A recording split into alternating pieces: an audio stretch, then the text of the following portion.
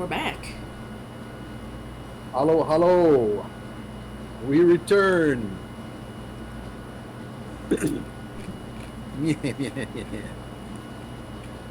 Okay, so, yeah, the party members, now with Ugna heavily burdened with this giant crate that she can't even see around, like stomping along with it. Well, and after I stopped to fuss over Trey for a bit and just check his little, your little boo-boos, and smooch him better, and give him a little strip of pre-chewed meat. He does like another 5 damage to you with like clawing and beaking as you care for him. Okay, I just healed you for 20 points of damage. Woo! I'm at 32 now. I'm doing good. So I fuss over him a little bit. And then I will didn't even get a chance entrust him to strong. Tromlin. Go ahead. I was just saying, I'll fuss over him a little bit and then entrust him to Tromlin as I try and wrestle this giant crate through the streets. I'm sure Copernicus will be like trying to rush people along, knowing that there is only a certain amount of time before Throckmore breaks free. I'm feeding Trey strips of meat dipped in milk. Good. Yep. No, you've got him under control. He's hobbling along with you. Remember, Trey has a fake third foot because he was missing a foot. Did we actually get a new foot for him? I thought we didn't. The Maestro was going to make one for us, and we never got it before we left town. And he said he was going to mail it to us. It was such a simple job for him to make. Like, it wasn't even like a magic item. It was just going to be a little. It's like the fake fin in How to Train Your Dragon. It's made a little slightly like gears and kind of little peg leg. It's not even a peg leg. It's a little functioning spring-loaded foot. Cool. I think I sent him word that I was going to look for a prosthetic before we came. Right. So he had one ready. Yeah, I think he's working on one that's going to grow with Trey or something. We'll retcon and say he made something that's temporarily useful. But in any case, it doesn't matter. Even if Trey was on 3 legs, it would just slow you down a bit. It wouldn't be like, there's nothing we can do. And if you get far enough away that you don't need your banishment spell, you could just cast Fly when all is said and done on like yourself and Trey. So you speed your way out of there. You've got your crate. Ugna can manage it, although not really with anything else. Yep. But you stumble on through the streets and make your way to the district of the floating towers at the edge of the city. Basically near the mountains is where the most floating rocks are that people have then built homes and towers upon. And there's everything from smaller, like a smaller rock that has like just a house on it, like someone's little Baba Yaga hut floating in the air, to like huge rocks with like the equivalent of a multi-story tower built into on top of it. And this includes the Shrieking Spire, this one particularly tall, thin tower that constantly has eerie, glowing flashes of light that spark from the windows. They almost look like they're not like the lights of someone lighting something inside, so much as some intrinsic feature of the stone of this building. And whenever one of those little light flashes happen, there's like an almost unheard high-pitched shriek that is, you're not sure if it's only in your mind or if you're actually hearing it cut through the night. And below, there are a number of jumbled, crazy, angled houses with twisted towers, and some of them have like weird, like rope bridges attached up to the floating rocks, and it's quite a strange area. And you find yourselves at this one building that you at the intersection you were told to go to. There's like a little shop at ground level which looks closed for the night, but the sign out front is a broomstick holding the little hanging board that has like a cauldron scratched into it, and it says, I'm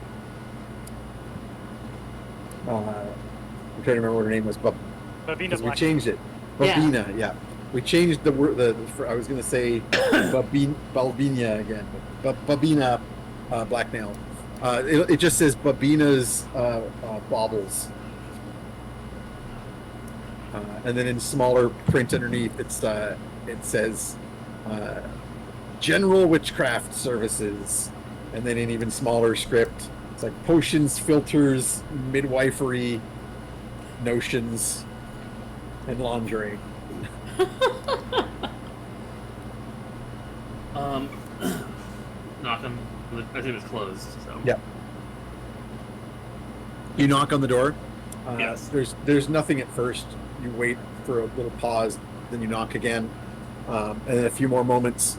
A little shutter-sized hole opens up in the door that you didn't realize was there because it all looks like it's made of a mishmash of mismatched planks to begin with, and one of them slides out of the way, and there's like a face pressed like this with one huge goggle eye that's just bloodshot, warts and veins all around it. And the eye just looks at you, and the voice says, "What do you want?" Delivery for Bavina. I believe you're expecting this package for midnight. And then the eye winks in a pattern that you recognize as a thieves' cant recognition sequence. I answer in time. You do the actual winks. Of course, it looks better on you because you can see both of your eyes. And with that, there's like a snort, and the panel shuts, and you hear a bunch of clanking and clacking of chains and bolts being moved on the inside of the door. While that's happening, there's a door knocker that you use that's kind of shaped like a frog's head, holding a little ring in its mouth, and the frog, without dropping the ring, opens its mouth and just kind of goes, "Rah," and then blinks with each eye like out of sequence. Does it count enough as a frog that I know what it's saying? I mean, it's a magical brass door knocker Yeah, that has the shape of a frog. that's fair. It comes across as like a Google Translate, like Of an actual sentence. yeah, like someone did a bad job of like figuring out making this giving it the frog language. Friend speak in Denver. If I Yeah. had a brass fly to offer it, I would. And the door swings inward into like just a pitch black room, and you can see the shape of a very short person who says, "Come in, hurry." As you wish. One. Straight in. I guide my friends in. The crate barely fits through this doorway, and it's a larger than normal doorway. Okay, you go in, and there's a match is struck and a candle is lit, and you see this woman. This is this very large-headed, very short woman. You think maybe she's a dwarf, but like everyone here in Dwymerdell, there's maybe some question as to the exact race. She has a witch's hat she has a larger than normal human-sized head, and it's too big for her. Copernicus could probably use this hat as a sleeping bag. Fetid definitely could. And she's wearing what looks like a ratty tutu, otherwise, and it's just like an infinity of shawls and scarves, and a huge, long, hooked nose. I'm kind of picturing a witchier version of that character from Miyazaki. Oh, from Spirited Away? Yeah, the Baba Yaga lady. And she has like the green and white striped stockings and pointy shoes. And she goes, "Hurry, hurry! Sorry? This way!" I will guide Una to where to put the crate down at. Yep. I So do she's as directed. like ushering you through it's a long corridor that like with twists. Like she's taking you. Clearly, this is not just this business. She's taking you deeper into some maze of caverns, or not caverns, but We're bringing like top secret stuff, so makes sense. Yeah. And after a bit, you've definitely in some dungeon level beneath the streets. When you open out, there's a huge oaken door with a knocker. In this case, the knocker has like an impish head with like little horns and big pointy ears. As she comes close, and the knocker is in its nose. As she comes close, a voice emanates. The mouth opens and it starts to say, "To pass this way, the riddle you must." And then she just cuts it off, and like waves her hand, and green sparks fly, and it goes like, just kidding. I'm sorry. Whatever. Jesus. And the door like bangs open. And she leads you into a huge cavernous hall with a big iron brazier, like big enough that like several people could sit in it in the middle of the room. And it's just filled with hot glowing coals, sending waves and waves of heat. And a group of 3 individuals in hooded robes are standing at one side of it. And Copernicus, since you made good rolls earlier, you recognize these 3. Under their hoods, you can catch the glimpse of the bottom edge of metal masks. So her steel masks, or enameled metal masks that they're wearing. And you realize that these are members of the council. These are the shrouded ones, the mages that run Dwymerdell. Dwymerdell is unique in the cities of the north in that it has no monarch. Instead, it has this council of magic users known as the Shrouded Ones, and no one really knows the identity of members. There's some vague idea that the membership changes from time to time, but 3 of them are here in this room. An occultocracy. Yep. Babina the Witch leads you over and bids you to give them the crate, basically, or put it next to them, since none of them will be able to take it from you. I'll do as directed. And she kind of like heaves a sigh of relief as you do so. She's like checking her. She's got like an hourglass, like just like the Flintstone cartoons. She's got like a sundial, even though you're indoors. Underground at midnight. Yeah, perfect. Yeah, she's like checking her watch. She's like, "Poof." It's up to her magic chronometer. There's like a little solar system of planets and moons or something hovering over it, moving. She gets some ideas to the time from it, clearly. And then a voice emanates from one of the 3 and says, "Good. We will begin the ritual. You may take your leave." And she immediately begins bowing, like comically, like basically flapping the oversized hat on the floor with each bow. And she's like backing into you and kind of going like pushing and shoving at you to like go back to where you came. We're happy to get the fuck out of here.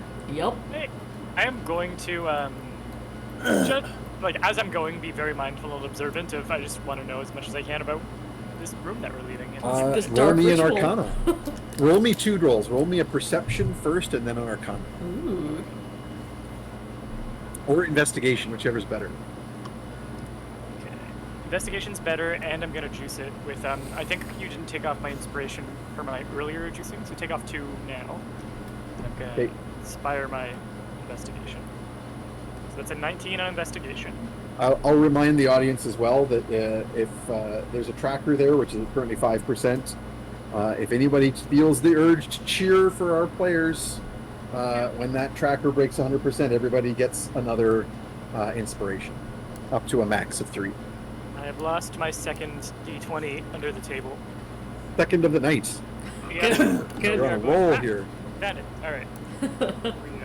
I don't want to look at a D20. I have made so many dice earrings and necklaces. I got a nat 1 in the second. So the first roll, the perception roll, I got a 3, and then I rerolled to a 12, which got me a 19 for investigation. And then I rolled a 1 on the Arcana, and I'm going to use my last inspiration because I really would like to know What What's dark going on? ritual is happening? Yep. Find out what you can. So 17 on the Arcana and 19 on perception. 17 on the Arcana, so 19 on the perception slash investigation. So you managed to kind of get a little look around. And actually, yeah, I'm reminded by my Shadow DM this is a good time for the second poll to happen. Doesn't Right. really matter, but we might as well get it going and get it done with.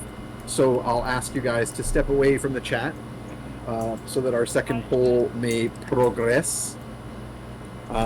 So here comes the second poll. As always, the reminder, it'll run for 10 minutes. You can all, everybody in the chat can vote once, but you obviously can vote multiple times using your channel points and bits as you see fit. So there we go. That is now live and counting down. Excellent. Now, while that is going down, so you noticed a number of runes already carved into the floor, magical sigils around the big brazier in the middle of the room. And you guess very, like, not just a guess, you're certain that whatever they're doing, there's a ritual that's going on now that will probably culminate with the zenith of tonight's full moon. And that brazier has already been set up. Whatever's going down is happening there. Whatever is in that crate, whatever magic is, whatever is in that crate is being used in this ritual. You're not sure if it's something to be sacrificed. You can't imagine that there's anything alive in that crate. It doesn't make any sense. So you imagine that it's either material components to be used up in the casting of some kind of big spell, or possibly magical materials for making something. This could be a conjuring. You know that, like we were already talking about the conjured buildings and stuff like that in Dwymerdell. It's that kind of town. So this could either be a doozy of a magical ritual spell, or it could be a magical conjuring, making of something.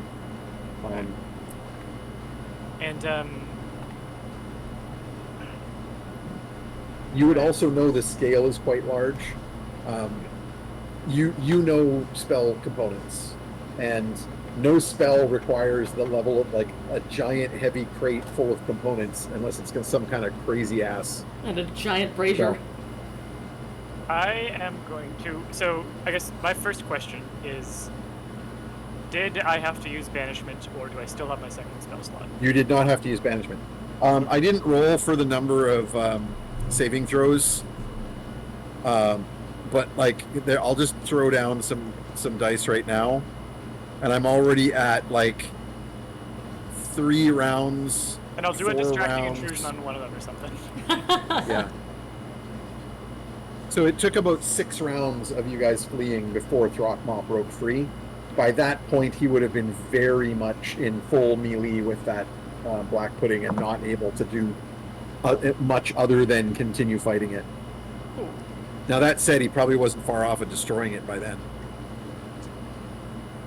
So I think what I'm going to do is try to stealthily drop back from the party and cast a phantasmal force version of me, continuing with the party, that only Babina can see, because I can only target one person. But I'm gonna do a quick, like, to Tromlin, so that he knows where I am. Because I can't cast invisibility and this, so I can only do one thing. It's gonna be, convince her that I'm with the group while I try and drop back, old-fashioned sneak style. Please don't do this. Oh, shit. Okay, you know what? I'm gonna roll a voluntary willpower save first. Sure. No, that was me in character, by the way. Yeah, I don't yeah, care yeah. if you do what you want. In character, Trump's like, Don't do this. We just finished this very difficult, I am dangerous mission. oblivious to everything going on. I am trying to get Una out of debt. Okay. Ernie is not going to do this, but he Oh, is going to okay. turn around, look at the door that we're leaving, and activate Ghostly Gaze to get a little glimpse of what happened the first thing they did once the door was shut and we were gone. As you keep going. and I'm gonna get myself 1 6-second blast through the peephole here before I Good. continue going. Hey, like, out of character, if you want to do it, go for it. Oh, no, Like, for sure. of course In No. character, Trauma's like, no. If you tell him you're going No. to... So let's like role play this. Let's role Yeah. play this out. So to start with, you kind of gave a whisper to Tromlin. Yeah, so I'm doing, I like sort of pull back into the shadows, and I'm getting ready to cast the thing. Stromlin gives me his. And you're just like, oh no. Tromlin just kind of mutters, or is this Perny net, or is it... No, there's no Perny net open right now. So whatever you're doing, you gotta communicate it wordlessly. Or you could force my hand and be like, oh, Grandpa, it's this way. I don't... Trauma's not the kind of person who would force someone. You just still, he believes in free will. Just kind of looks at you and mouths, please don't, for goodness sake. That's a compelling argument. So Perny has a moment of pausing. I pause for a moment. I turn back to look at the door. I do like a Superman X-ray vision pose, and then I'll spin on my heel and come join you. I'm gonna give you a little extra here. I am going to say that since you told me you were going to start off by casting the spell, and then you were going to talk to Trauma, I'm going to go with that order. She failed the saving throw against the distracting intrusions, and then with disadvantage, she failed her saving throw against the phantasmal force. So she thinks that you're still walking there with them. So you hang back just for a few moments in the shadows with your ghostly gaze, and then scuttle to catch up. Well, what do you see in that time? But that gives you a little bit more time to observe this ritual situation. So what you see with your ghostly gaze through the door is the three individuals here, along with a couple of, you're not sure if they're undead or golem-like homunculi, but a couple of shambling humanoid figures come out of the shadows and start stoking the fire, the coals in the brazier, to make it much hotter, and they start shoveling fuel into the fire. You can see from this angle that in fact, actually, make me a perception or investigation. I guess investigation is better for you, so go for that. The 7. 21. Okay, Ooh. so you're going to get quite a bit of information. So you can definitely tell that it's not just normal fuel they're shoveling on here. It's something special, and you imagine that is magical component as well. So it's probably like, charcoal made from a certain kind of wood or something along those lines. You also see the immediate effect on the circle of glowing as the 3 individual shrouded ones begin to chant. The homunculi also start to pry apart the wood boards of the crate. And inside the crate, there is almost like a gauzy fabric that's been strung up on the inside, which you immediately realize to be some material component of the anti-scrying spell or magical effect that was on the crate that didn't allow you to see through it. And as soon as they get through the boards, they start ripping the fabric out of the way. And inside that, there are several large parcels, basically, of just burlap. And they start taking these out of the crate and unrolling them onto the floor. And you manage to see that the first one that they unroll, inside it, is a whole bunch of crystal. Huh. You're not sure if it's like diamonds or other gemstones or just like some kind of crystallized mineral, but it looks like it's like a big parcel of some crystalline substance. That's not as bad as I thought it was going to be. I was expecting corpses, Maybe. dragon bones. The second satchel that they pull out and they start unpackaging is the last thing that you get to see. As the crystals begin to get scattered into the brazier, in handfuls by the shrouded ones, and they're doing it sort of to punctuate their ritual. So like as they say certain things, they throw handfuls of these crystals. And the last thing you see as the party is almost like rounding a corner, and you're like, I can't stay any longer without losing the group. Is the second satchel is being pulled open, and out of that satchel is taken you don't see everything that's in it. They don't like unroll it on the floor like the other one, but you see them pull out some strange looking bones, particularly a skull that has it doesn't match any race you know of. It's almost got mantis-like jaws, but it's a bony skull, like an endoskeleton with ridges. Like you would imagine this to be some sort of demon skull. Cool. And in addition to the bones and the skull that are being lifted out is a blade of black steel that reminds you very much of a short sword kind of version of the broken sword of Utna. It's a rune sword. Yeah, you don't see any runes, but the substance absolutely looks the same. Also, only the goodest of magic gets done with demon bones. Like just white magic. Very healing. Exactly. Yeah, this is the kind of ritual that you would expect in a nice ally. Mm-hmm. Mm-hmm. I was actually more worried. It was like, oh, here's Barb's remains. Yes. Fuck. We're gonna do something different now.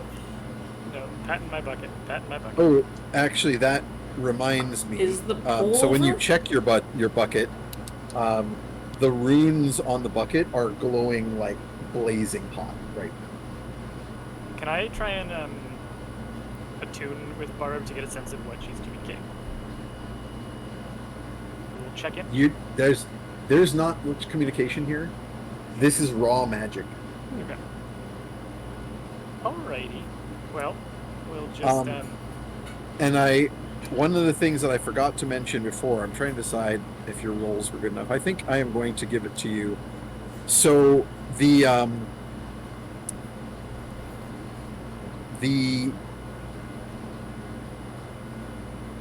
some of the runes and symbols that were glowing green around the brazier that were being used, and the last thing you see on that sword, another symbol on the side of the sword, are symbols that you've seen before.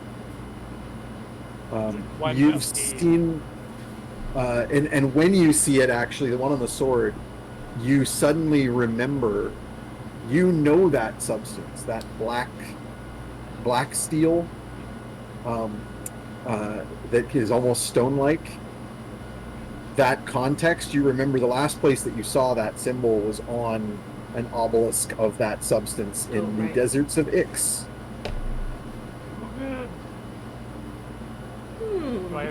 And I don't remember the meaning of it, but I can research. No, but you do remember the location where you saw it, which was a very specific temple that you don't talk about. It's one of those. Alrighty. Well, It was a temple dedicated to some ancient ruler. Something Hotep, something like that. yeah. Okay. Well, Not alarming. Oh, no, this is fine. Yeah. everything's fine. I'm going to definitely do a little bit of research when we are back in a I thought you might. library-based city, or my personal library-based city. But So- I have we have some rest to get, and I have a relative to drop in on. Nope. Oh, Alina just hang on. lost. dropped out. We just lost fake Jeff. Oh, my tablet was overheating. That would do it. Oh, who knows? What was going on? My tablet's overheating. Is it like sitting in the sun or something? No, it was just on the couch, but it's hot here. My phone is overheated a few times. Hang on. Also, my It actually headphone is dying. surprisingly didn't screw us up as much as I thought it would. Yeah. It just basically changed our sizes. because Jeff's camera wasn't actually being used. It just changed the size of our cameras on Discord. Interesting. So anyway, while you were learning those things, the witch, Babina, was chatting with the rest of the group, specifically with Trauma. So she says to you, "Thank God you made it in time. That ritual is very specific. We not only wouldn't have got the money, the guild not only would not have gotten the money if this hadn't been a little bit on time, but they would have been very, very angry. And there might have been some pretty serious backlash. So, you made it, thank goodness. Would have been here a little sooner, but we got jumped en route. Multiple times. Well, also the whole thing with the... Oh, I just realized the poll is over and I didn't see who won. I'm going to have to get my shadow DM to let me know. I mean, and the whole, oh no, now that ritual has to happen on this night was kind of out of nowhere. Anyway, it's all good. It happened. We're going to get paid. Sounds good, Babina. Pleasure working with you.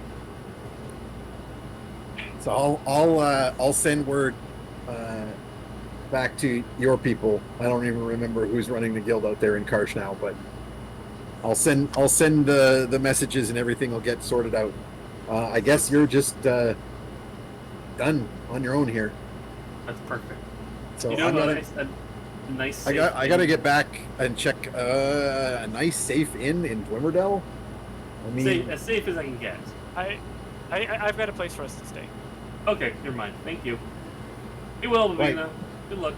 I got to get back there and like make sure this stuff goes well. There's some protection magics going on that's going to keep like the whole building from falling on us. Perfect. Anyway, You will. Take care, Babina. We're out of your hair now.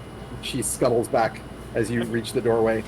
Do I know any reason why a ritual would change from a not time-based ritual to a time-based ritual? Yeah. It mostly it would have to do with like auspices or so basically things happen in the heavens that change. Oh, did that work? Yay, we're all back where we're supposed to be, or at least more properly framed where we're supposed to be. Yeah, so for like big magic, like ritual magic, it often matters what time of year you do it and like what's going on in the heavens. And to a certain degree, that can just be, you know, based on, you can like research that way in advance and like, you know, what is the position of the heavens going to be and so on. But this is a fantasy world, so crazy crap happens. Like, you know, maybe a certain god moved a certain comet or star at a certain time, and it changed things. So you would imagine that there was maybe a plan to use a different full moon. In fact, this isn't the equinox, and the equinox is the obvious time, like the full moon closest to the equinox. But if you'll recall, it's still early autumn in game. So you imagine that something happened to change the auspices in a way that these ritual magicians are trying to capitalize on. What event happens? You could theoretically try to research and find out, right? Because you're not really plugged into that world right now. You don't belong to any weird magic societies. You've been to the White Tower, the magic tower where the world's greatest wizards study and stuff like that, but you're not like plugged into that world. That's like Dangalf stuff, right? You know of the colored wizards. Yeah, and I'm gonna have to be careful how I ask him questions about this. Yeah. I have a feeling that you know, we are seen as one of the links in the chain compromising the... Keep in mind that Dangalf was used by the Thieves Guild to send you the message about That's true, okay. the timing. He's already in the circle Yeah, of trust if he and or if he mistrust. had, yeah, exactly. It's possible that he was just like, oh, wow, the magic's really going to be powerful on the night of the full moon. Oh, what's this? Unrelated request from the Thieves Guild to send a message about getting a delivery made for the night of the full moon? Sure. Like, you wouldn't put it past Handcuff to have, like, not connected the dots. Yeah. Okay. Um, I got some research to do. I So- think Interesting. Yeah, go ahead. I think that I am going to recommend. I have a relative in the city who runs, let's call it a guest home, and who I think could take us in for the night, if you'd be willing to stay there. That's fine. I trust you. Okay. And Tromlin, I actually think that you two are going to hit it off. That's great. Grandpa, I apologize. I want Unga to be free, and I just don't want any blow-ups to happen. I know that you were really curious. I'll be I'm curious trying to in be the able to. morning. Okay. So, Stumble. oh, I just noticed, thank y'all for the bits. I see that we're nearly, or 50% yay. of the way here Thanks, to y'all. another Hey, inspiration. thank you. Thank you. So, yeah, the place in question, I'm pretty sure I know what you're referring to, Copernicus, is in fact very nearby. It's in this same district where a lot of the crazy floating towers are, and in fact, that larger building in the backdrop that has the screaming or shrieking spire above it, and has all the crazy rope bridges and stuff, that is in fact the edifice in question. Oh, okay. That creepy place on the horizon. So, yeah, you head over towards this building. It's getting quite late now. There's like the streets are starting to kind of thin out of those other than like there's a few random undead. Like, you know how like if you're in a big American city after hours, you'll be wandering around someplace that's like not very busy downtown, but like the parts of downtowns where the businesses close at like 5 and then there's nothing to do. And you'll see the occasional homeless person sort of picking around in some trash. It's like that here, but it's zombies. That's good. I mean, one presumes they're unhomed zombies, but they are zombies. So are you telling the group anything about your destination, or are you just going to Just wing it. waltz up? Yeah. I'm All right. honestly, Trauma's too tired to even ask. Yeah, we kind of did a forced march all day and then teleported here and now have fought. Yeah, It's been a long day. Oh, I need to roll for my god, don't I? sure. It's after midnight. 26. Pantheon. Cromlin's God list. 26. That's near the bottom. Go down there. I don't think we've had this one before.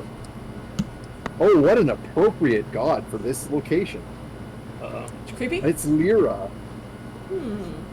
Lyra, the goddess of deception and illusions, patroness of illusionists, liars, widely worshipped by magicians and wizards, as well as charlatans and thieves. Nice. Her symbol is a point-down triangle with a symbolic swirl of mist on it in silver. What a great choice, the wizard trickster Yep. goddess. Sounds about right. And you're in Dwymerdell. My D30 is kind tonight. It's like you got a whiff of the mist here and went, or the fog, and went, well, clearly. Or you walked into her house and she just claimed you. She went, yeah, you'll do. Yep. That is also quite likely. Yep. I don't know how you structure this joke, but I like that it's a D-itty, the kind of die that you roll to figure out Yeah. who your god is. A D-thitty. A D-thitty for the D-itty. Good. So yeah, the rest of you then just sort of walk along in tired silence as the group gets closer to this huge edifice. When you get close to it, you discover that there's actually a bit of a park around it at this end of the city, of creepy, sort of half-dead trees that like the kind of little pine woods where the trees look like they may be more reindeer moss than pine needle, and it's not very clear which trees are actually alive and which are not. Lots of weird glowing fungus in this little mini forest, and the road that goes up the middle is like well broad with like cobblestones, and there's a track here, like a rail that comes from elsewhere in the city and then comes and curves in to go up this road. And then there's a bridge over a deep chasm. At first you think it's a moat, but then as you approach through this little wood, you're in the one road going through the woods. You realize it's just like a bottomless chasm, or at least a chasm where you can't see the bottom in shadow. And then this stone bridge that goes across it, which is the same width as the road and has the rails going through it. On the other side of the bridge, there's a little platform, little train station platform where the rails would go up to, and then a huge courtyard in front of this big edifice. And you're sort of like, what is this? Is this royalty? Are we going to some?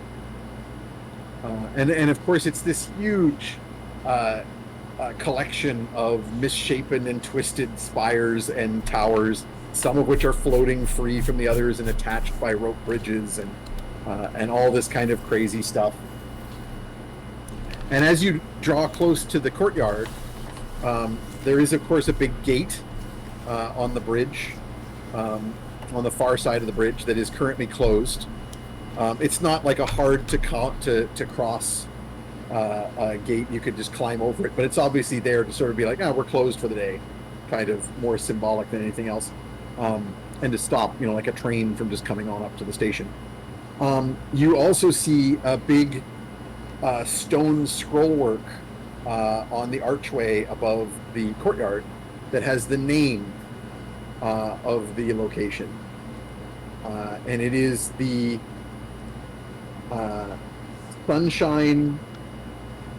Sunshine School for Gifted Youngsters. And then in small print underneath it says witchcraft, wizardry,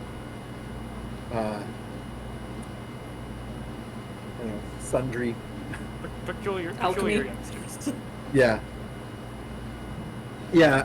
Actually, it just says witchcraft, wizardry, and general peculiarities. Excellent. Oh, sorry, it was peculiar youngsters. I just reminded it. Yeah. I'm gonna give a knock, learned by knock, memory. knock. And I'm gonna try to make it a loud, dramatic knock, knock, knock on the gate. Clang, clang, clang. When you approach the gate itself, it will recognize you. It sort of does like a little, like it almost perks up. Yeah. Like a dog might when recognizing someone it knows. The gate sort of like the chain on the gate kind of like goes taut as the gate sort of like leans towards you, and then it sort of like chitters excitedly, rattles excitedly, but you can see it's been chained closed, so it can't just open on its own. I'll give a knock, knock, knock, and then I'll give him the rub. Yeah, you like pat the gate. Yeah. And there's actually like almost like a bell pull on a like there's a plinth, a tall plinth next to the gate that has like a velvet-like rope structure hanging down from it. I'll give it a jingle jangle.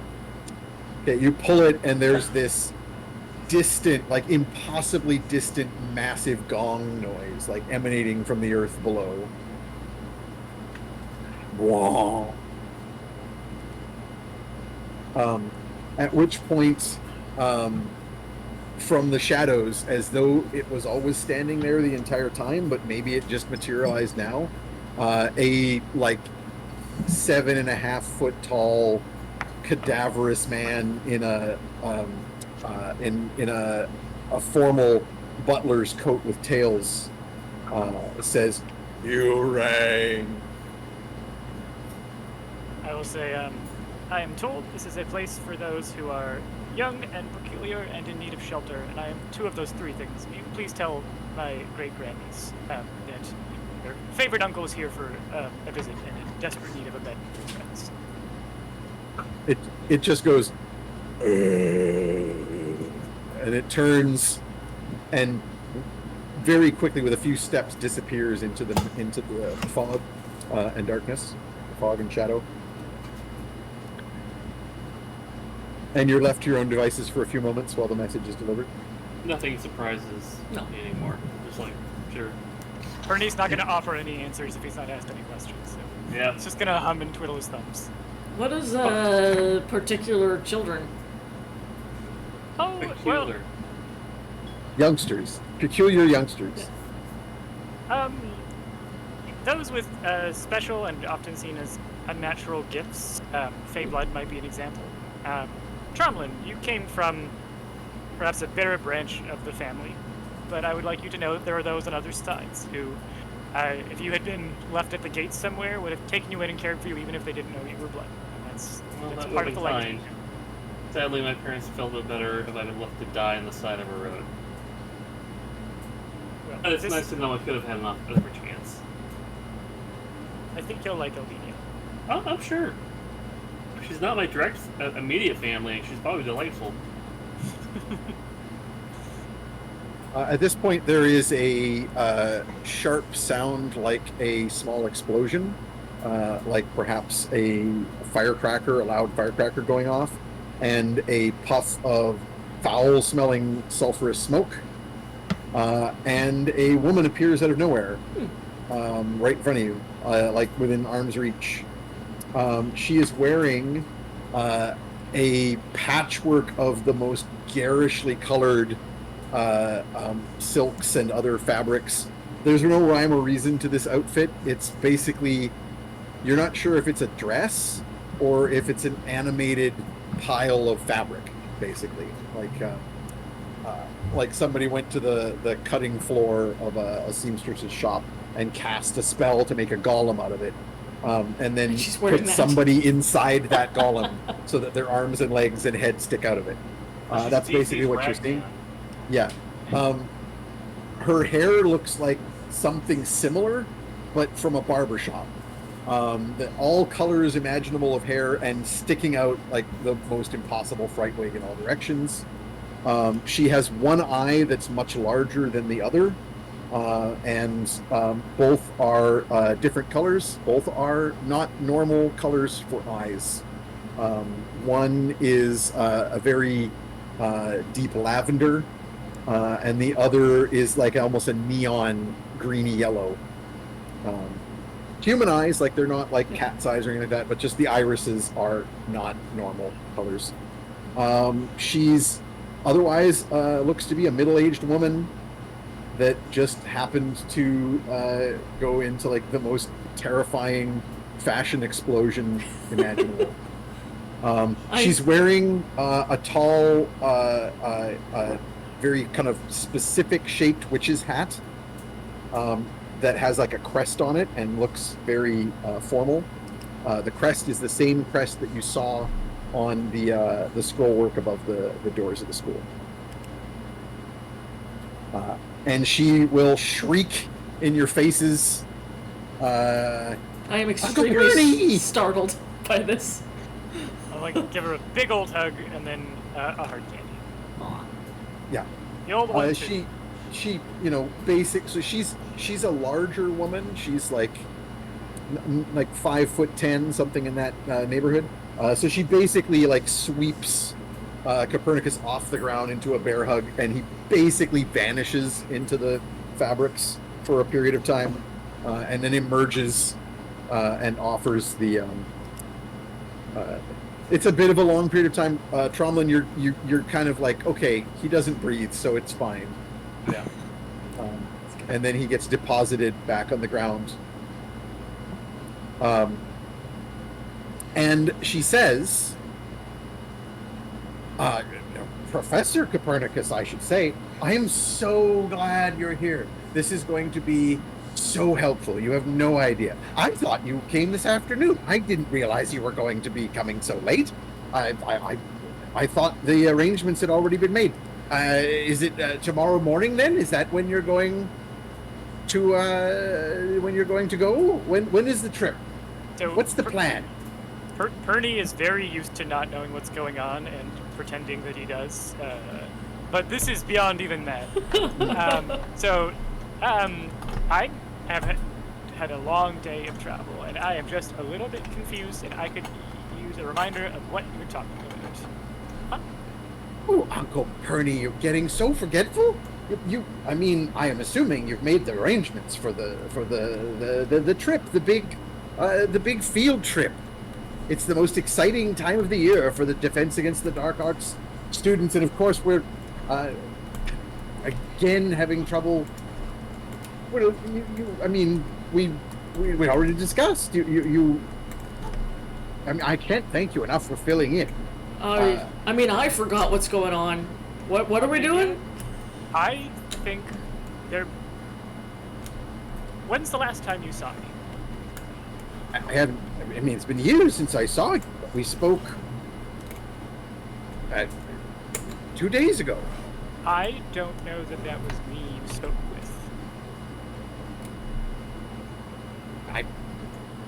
I don't understand. I've rather lost my shadow recently, and I'm worried that this might have something to do with someone impersonating me. I did not know that I was going to be here until now. And don't you have a bit of a history of Defense Against the Dark Arts teachers being seasonal staff?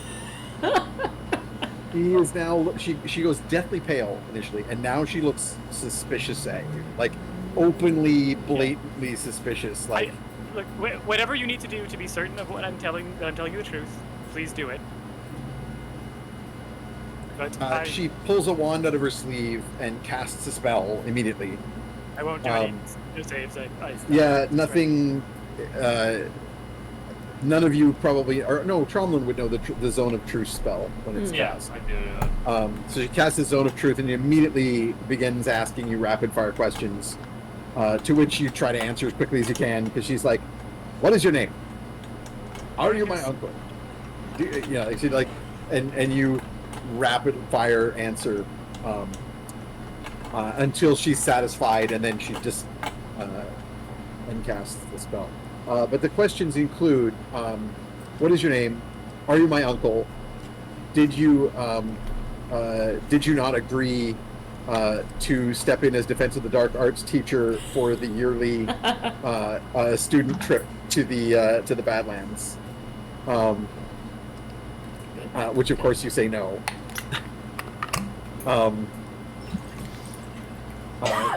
Did you speak to me 2 days ago? Have you already been here earlier today, etc.? Once the flurry of questions ends, she again goes back to looking rather pale and worried, and she says, "You'll have to follow me. Hurry, quickly!" And she like scurries off. Like you've never seen human legs move that fast. Like she's got like a movement speed like a tabaxi, but she's. We still haven't because it's all cloth. She's just like levitating. Yeah, like you can cloth. barely see. You see the feet underneath going like, and the cloth all ruffles, and her sleeves billow as she's like catching air. The live-action Trash Heroes adaptation would have a hard time really getting what the animated Trash Heroes adaptation could do with this. Yeah. And she leads you into the school. All right. I think we might be awake just a little bit longer. My apologies. Your fault. Your shadow's a dickhead.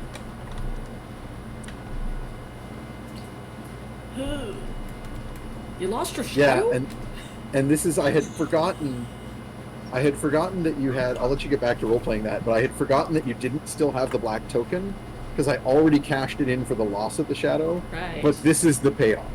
Okay. So anyway. Carry on. Yeah, you lost your shadow? Yeah, a while back. I had two for a while, but yeah, I think it could have something to do with. I didn't know you could do that. Whatever peculiar business. Yeah, you gotta keep an eye on it. Keep a close eye. I immediately look pointedly at my own shadow. I give it a warning finger shake. Dark magic, you're fine. You have currently several shadows. That's worrying. Like, So I try to like catch one of them. Yeah, you're freaking out. This is, of course, because there's like multiple sources of light. There's Yes, torches. correct. Mhm.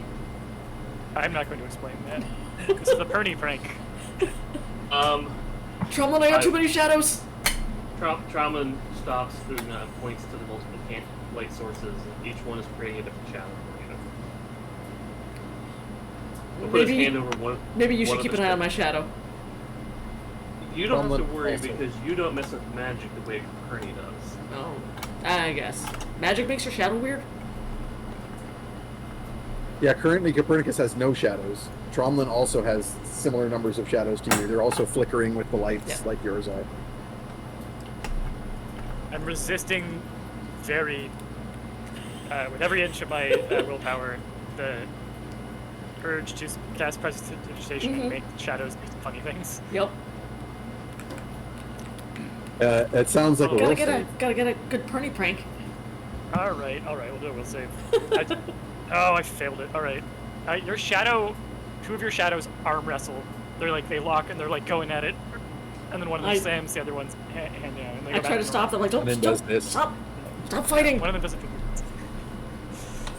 I try to pull them apart, but they're just shadows. Tromlin shoots Kearney an exhausted look.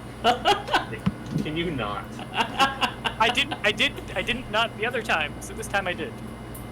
Fine. So following Albina, or Professor Sunshine, to use her proper title, although she's obviously concerned that there's going to be two Professor Sunshines now, but the big, huge double doors of the building fly open as she approaches them, and she just ushers you all in. As you go into the great hall, that is immediately there's a big foyer, and the torches light up in sequence as you go down to throw light where you are. And then at the end, there's another double door that flies open, and then there's a huge great hall where a massive fireplace lights up with flame as you all come in, and the lights all turn on. There's floating candles everywhere lighting up the ceiling. You know, we've all seen the films. The films about the Sunshine School for peculiar youngsters. Yes, where queer and trans kids are very welcome because they Yes. are Very valued. yeah, Exactly. valued and treasured. Exactly. No one is tokenized for their race ever. No. Correct.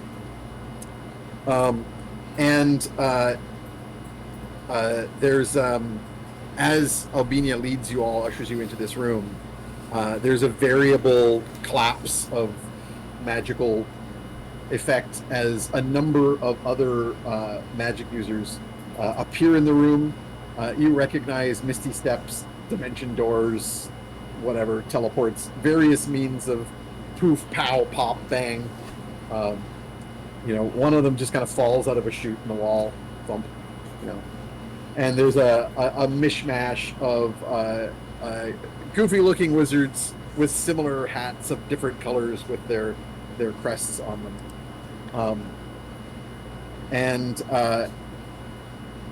Albina Sunshine, who is headmistress here, waves her hand to get everyone's attention and says, she looks around, she's trying to catch someone's attention specific, and she says, Stevius, Professor Snorp. Or no, what did I say? Schnorp. No. Sorry. I threw his in it. No. Professor Schnorp, is the what did when did the what are the details about the trip? A few of the others are sort of like caught off guard. Clearly, some people were asleep.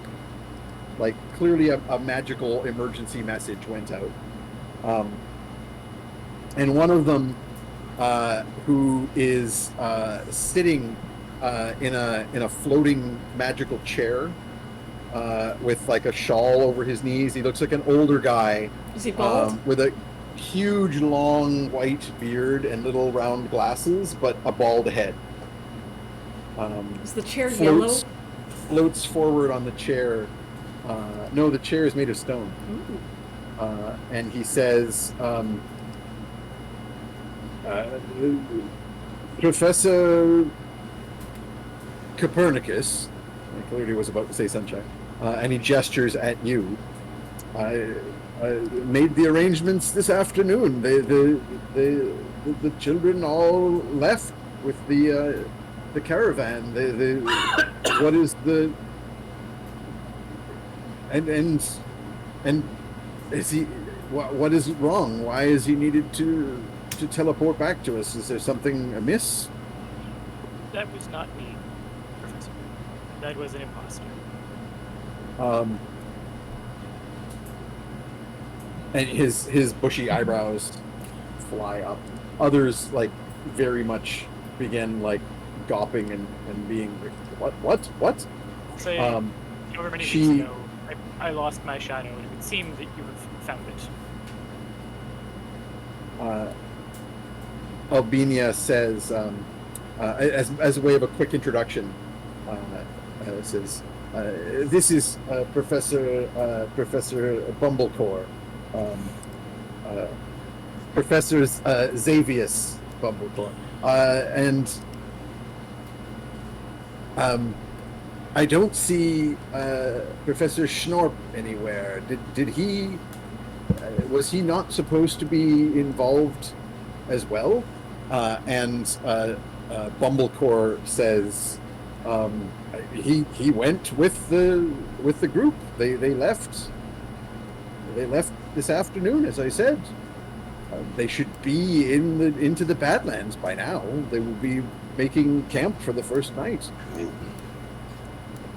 And people are variously nattering, like, no. The Badlands, are they bad? Fun fact, originally they were called the Bardlands because they were so beautiful that bards would sing about them. But it's transliteration error. I mean, there's Thomas much. just too tired to correct. A third magic user. This one is a woman in a black, very simple frock with red boots. She has a long nose and jet black hair that's relatively close, short cropped. She looks very severe. You know, like I got a pinched nose with like a pince-nez kind of thing going on. And she had been one of the ones who appeared from like the chutes in the wall, but she had jumped down as a cat and transformed magically into this individual. The cat was a little orange slash tabby cat with like bent whiskers, and now she's this slightly hunched individual in black frock. And she says, This is disastrous. We must do something immediately, Albania." And Albania turns and says, "Yes, yes. This is Professor McGargamel. Professor Minersmurf McGargamel. She." Miss Smurfma. I think you killed Randy. I just hate puns so much. And yet they are just cantrips. Why do you put up with us? So much. They're made of puns. It's not even a pun. It's just a really, really bad mashup. I don't like wordplay in general. It's all good. We are the wrong friends. I mean, The worst is I actually made some wordplay against a friend today, and I felt immediately guilty afterwards. Because she posted on Facebook that she's mad that her cat stepped into her foe while she's trying to eat it. I'm like, so your cat made a faux pas? Good. And Good. I was like, oh. Solid. I'm part of the problem. Good. hooray! We're slowly turning Randy to the dark side. Excellent. If there isn't Anyway. somebody suffering, what's the point of The Randy? thing is, it really was a faux pas. So, it was a faux pas. Good. as opposed to if she had ordered it that way, in which case it would have been a pas faux. But, you know, I can get tripe, beef balls, paws. So yeah, there's a general hullabaloo beginning as people are like talking about what are we going to do? Is it some sort of demon? People start turning to you, Copernicus, and like asking like what is this magic? Your shadow is missing. Was it possessed? Did you make a bargain? Like they're all sort of like bringing in their professional expertises. As one of them is like, well, did you sign anything in blood recently? And another one is like, yes, but that was after the shadow dispute. And it's like, have you angered any of the gods? Probably. You know, all the time. I've angered gods you haven't even heard of. Have you drunk any mysterious potions that you didn't understand, or did you read the labels? Never. Has it persisted for more than 4 hours? I am going to answer mostly honestly. If anything involving my family history comes up, I'll probably obfuscate a little bit. Or maybe just talk about like, oh, you know, a long time ago in the deserts of Ix, or something like that. So someone does ask if you happen to know if you've been cursed recently, or have raided any tombs. I've raided no tombs, but definitely possible that I have been cursed. But some would say that the greatest curse in the universe is lack of sleep. And in fact, my traveling companions have been traveling for days and are exhausted. We will accompany you on this mission to help these children. I feel responsible, and I don't think they would let me go alone. But they will require some kind of refreshment or aid before they can keep going. Albina is nodding vigorously, and her giant fright wig of hair is like doing that thing that afros do when you do certain dances. She says, yes, of course. It will take some time to put an expedition together. And she turns to the others and kind of looks and goes, Professor McGargamel, perhaps you can put together another expedition to go and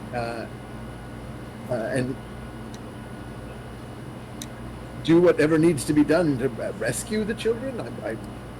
The thing is, we haven't heard... Rescue them, apologize. We haven't heard anything from the group. I mean, if there was a problem or a danger, like at the very least, Professor Schnorp would. How much do you trust Professor send word? Has he not always wanted the Defense Against the Dark Arts teaching position? I mean, he's at times but is he not linked to the Breath Eaters in some way? He could also just be dead. They kind of like. I hear that happens to wizards sometimes. They exchange some worried glances, and a voice from the hall suddenly cuts in, and you hear this high-pitched voice say, Professor, is there anything wrong? Are we... Goddamn mouse here. Yeah, I think I wrote his I think you did. Recommendation. Should the prefects? Of course, he's a prefect. The kids up. Or is there anything I can do? And yeah, Mickey Cotter, the Ratkin apprentice, pokes his head in from the hallway. And you were not immediately in his field of view, Copernicus, because of the knot of magic professors that are trying to get information out of you. I will wave at him though, because I'm sure I can see over everyone's heads, and like hold up Trey a little bit. Albina Sunshine starts to say, no, everything is under control, just nothing to worry about. Just go back to bed. And then Mickey Cotter like eyebrows shoot up, and he goes, I know you. I don't think I know your name though. You're Mickey, right? you're one of Mr. Sunshine's friends. Yeah, I'm Una. How's it going? I remember you from back of the tower.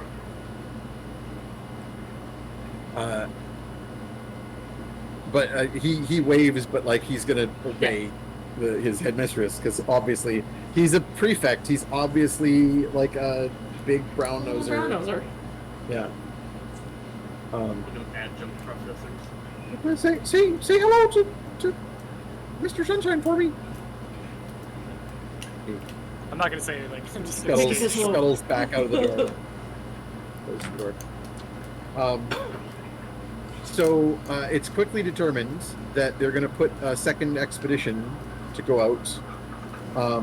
They'll tell you a bit about what's going on here. So apparently they go out at certain times of year to do field work, basically like gathering magical ingredients and looking into this is the kind of place where this kind of magical monster would be found. You got to steer clear of this kind of nest, whatever.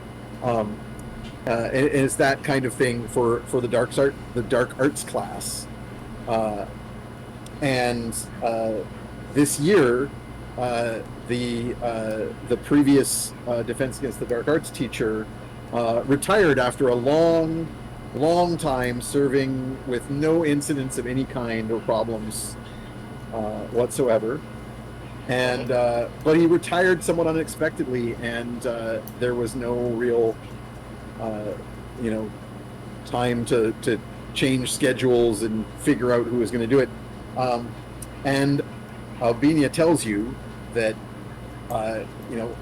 the day she was trying to sort of make arrangements and was looking into contract hires, like bringing some wizard dark arts specialist in to come in and lead the expedition for them. You turned up at the door, just inquiring after her, how she was doing, and she brought this up with you, and you offered to take the kid to lead the expedition. And of course, she knows you have this, long, association with dark magic, and and you're like a leading expert in. She talks up, how good you are at like, evil magic and demonic. Oh, that's good. Like you're Imagine there's a few demonic children in the school itself. It's... Oh yeah, they always get tieflings. Like regularly. But yeah, anyway, so she jumped at it, was like, oh, perfect. I get a Sunshine family member. Can I Arcana or investigate to figure out what a shadow doppelganger of mine might want to do in the Badlands with a bunch of children? I mean, you don't necessarily need to roll to get some ideas. Maybe not. For one great. thing, this whole crazy ritual that's going on just at this time, kind of. So remember, your curse. It was your brother-in-law, Shecky, who possessed your shadow, and seemed to be very interested in certain things that were going on right now, and basically warned you off of interfering. Seems very weirdly convenient for that to kind of that timeline to lead to your shadow ending up here the night of a crazy ritual being cast at midnight. How far away from? How much time do we have till midnight?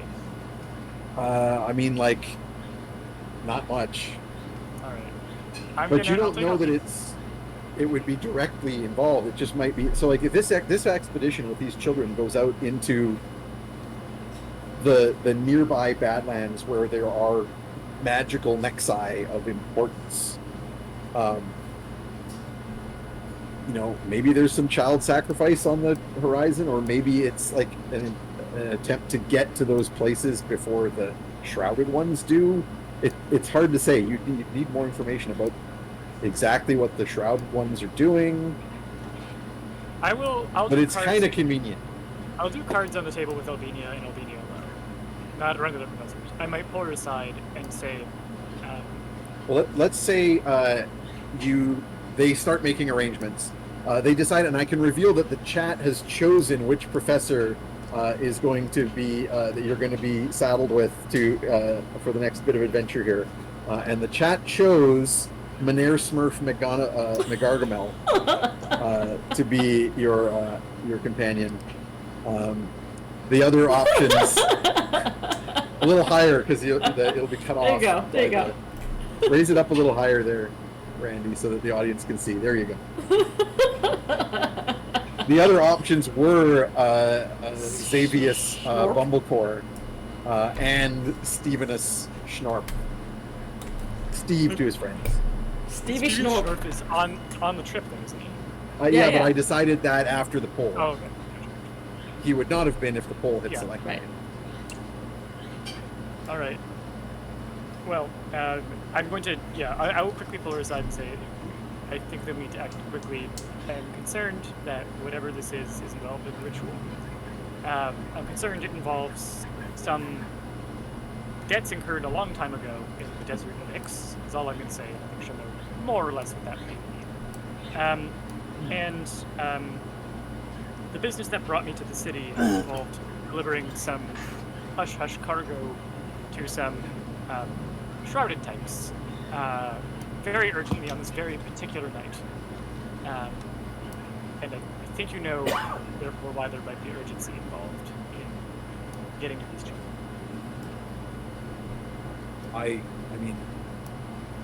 I know that this is a very auspicious night. It's why we planned the trip, honestly, because there will be a lot of activity in the Badlands for the children to learn from.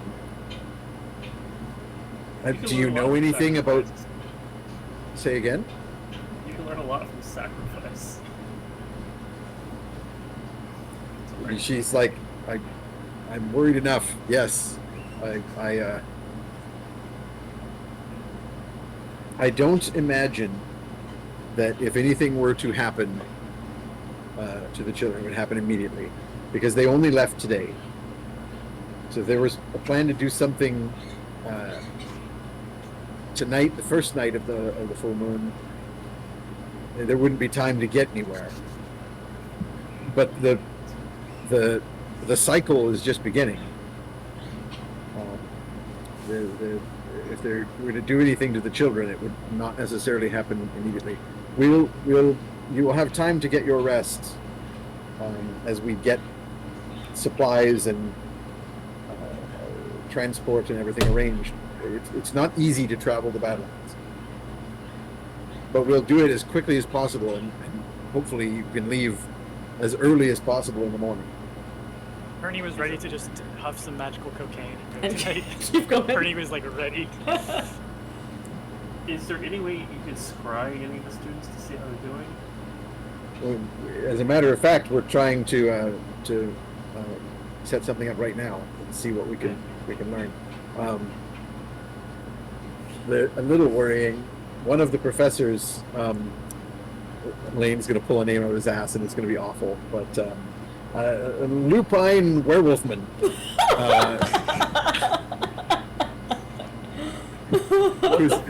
Who's a completely normal man. Hello, His I name am is- Lupine Werewolfman. Don't worry, Lupine Werewolfman. I am a man. Yes. I also love how Werewolf Man is like Man Wolf Man. Yes. Yeah. Mad Wolf Man. Werewolf Man. Werewolfman. He's from the Alder Cove Werewolfmans. Yes. You may have heard of me. My family has a villa on the Cape. Yeah, he's Jewish, but anyway, he Little werewolf attempted man. a sending spell, and it failed. Now that's worrying for obvious reasons, but also their magic does such weird things in the Badlands. It's possible they've just already gone far enough that something caused the spell to fail. How are they traveling? Are they just walking?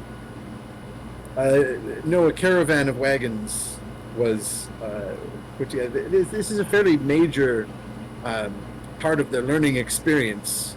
that they do each year. It's very really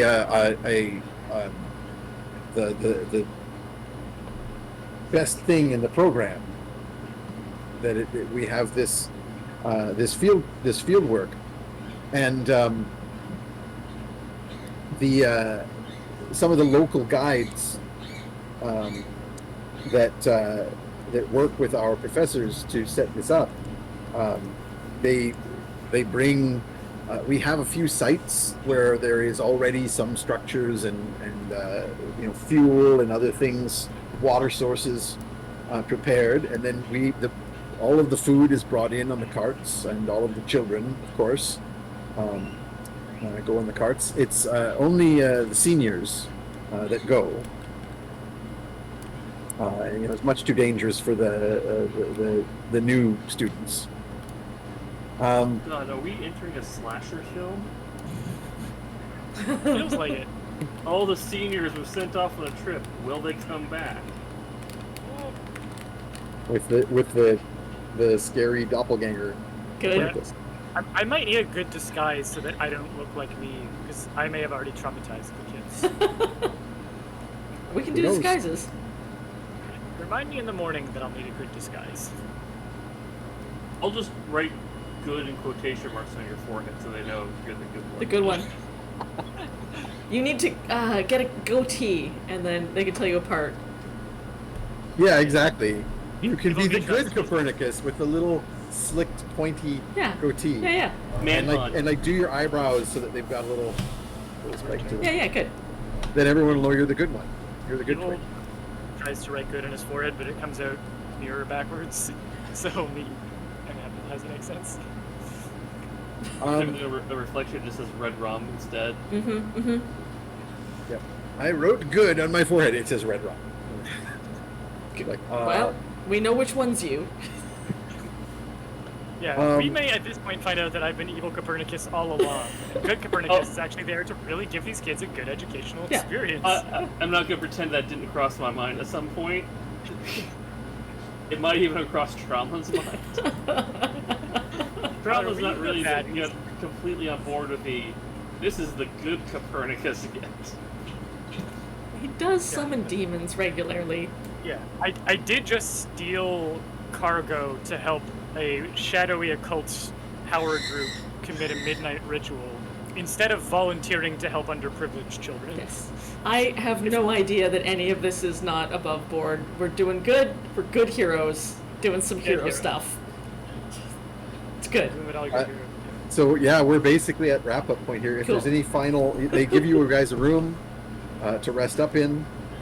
You can send Filth to go get feted at any time, so we can easily bring Jeff back in at this stage. And in fact, Copernicus, I know you want to get some sleep and some rest with the group here, I don't. but you also have a chance to do some of your research if you want, because you're at the school, which has quite the extensive library. Yeah, I don't need to sleep, but I do need to rest. But I will, in the extra time that allows me, I'll do some feverish crash coursing on what the Shrouded Ones are probably doing, rituals that involve losing a shadow, or a shadow being borrowed, or a likeness being borrowed, or something like that. See if I can plug any of this into what's going on. Okay, Cool. that is it for our game Alright. tonight. Thank you, Well, everybody, we got for you. watching. To the Sunshine School for Gifted Peculiar Youngsters. youngsters. Yep. Good. The Hogwarts meets Addams Family meets X-Men. Perfect. It works. Yeah. Yep. Yeah. Lane, roll me a d10. Yeah, D10? Yep. Is that because we've given out so many, or are we down some subscribers? Down a few, but also there's been many who have received it within the last couple of months. Just so the audience knows, if you are a subscriber of the channel, you are automatically entered into the draw for an art card from our amazing artist participants here. I have rolled a 10. Who do we got? 5, 6, 7, 8, 9, 10 is Paul, Twitch username. Yay, Paul, Twitch username, you have won the digital art card.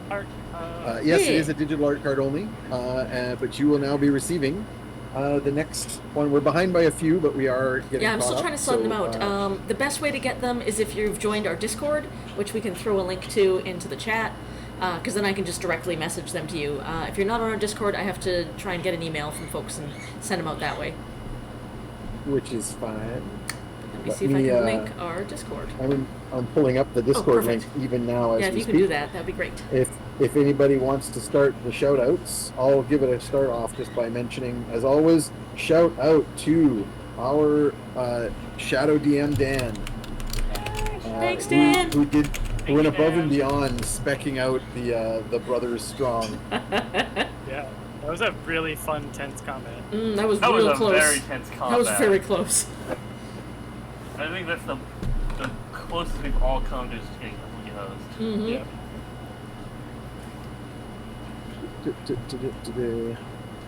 Oh, if you guys are going to be at Gen Con next week, we'll be all of us will be booth 1439. Yeah, all of us plus Sam, who played our good corgi boy.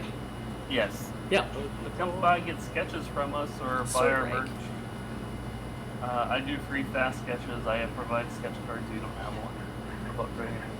That is a good opportunity to get, if you're going to be at Gen Con, that's going to be a great opportunity to get art commissions about the game from your players. Because a bunch of us are indeed going to be there. Yeah. Not Literally that I will everyone who's draw you in anything, in but- here currently it will be there. And I will have my Popeye sketch cards. Yeah. I'm excited Yay. to see those. Popeye or SP cards. Your choice. And your new banners. I want to see those. They look good. Of my Popeye homage to the Player's Handbook Yes. first edition. I hear birds. Yep. They're very squeaky.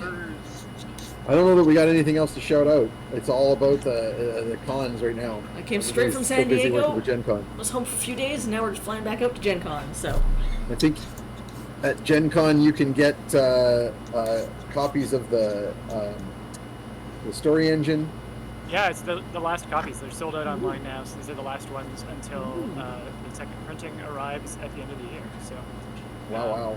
nice. get them while you get them. And there's literally I think I have 12 fantasy expansions left, and there's a few things that are in very limited supply. Yeah, come check Very it out. cool. And of course, all of the usual fun T-shirts and art prints and posters and all the other stuff that these Yeah. wacky folks sell for a living. It's a living. And Sundays, comicskingdom.com/Popeye. They're my new. Come see how I'm ruining a legacy comic where a lot of Yay. people making your conservative uncle cry. Excellent. I guess. Do it more. Do it harder. Yay! I will say the one that's coming up this Sunday is the only one they've made me change the punchline because, and I'm quoting editorial here, we're not really on board with Popeye calling for armed revolution. Good. Oh, sorry, openly calling for armed revolution. Hey, so that As long as it's failed. You can Yeah. do As long fail. as it's failed. Yes, good. I was told to be subtle with those things. So you have nothing to lose, but your chains was a little.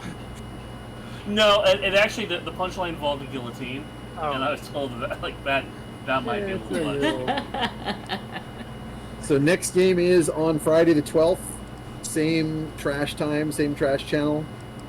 And with that, Thanks for we joining will us, everybody. see y'all next time for more wacky hijinks and lots of dumb puns. The best And dumb pop puns. culture references. Good. Pop culture references from the 90s.